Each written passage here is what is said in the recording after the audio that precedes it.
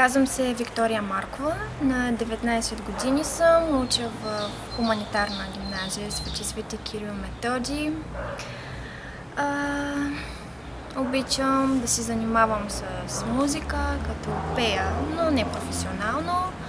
Също така обичам да се занимавам и с грим. Гримирам приятелките си през свободното си време. Насочила ли си се вече къде ще учиш, след като завършиш средното образование? Да, искам да уча в Пловдивският университет Паисий Хилендарски. Искам да уча предучилищна и начална училищна педагогика, защото обичам да се занимавам и с малки деца. Мисля, че в България има нужда от повече млади учители. Доволна ли си от тези неща, които се организират преди конкурса? Напълно.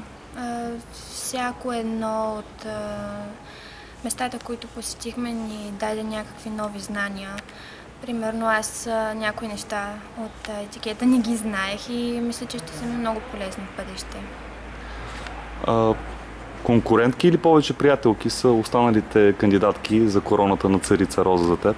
Мисля, че повече приятелки. Не смятам нито едно от момичетата за конкурентки, защото са ми изключително приятни и всички много ги харесвам.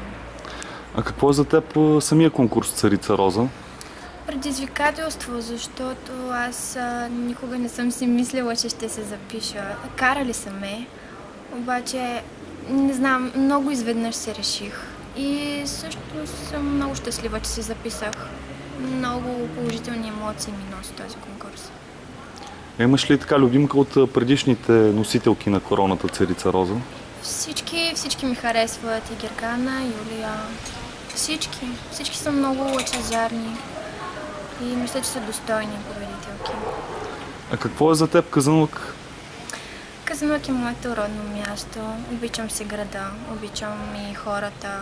Всичките ми любими хора са тук и не мисля да го напускам. Ако го напусна, то ще е примерно за да обиколя разни други места, да се запозная с чужди култури, но да живея на друго място не мисля.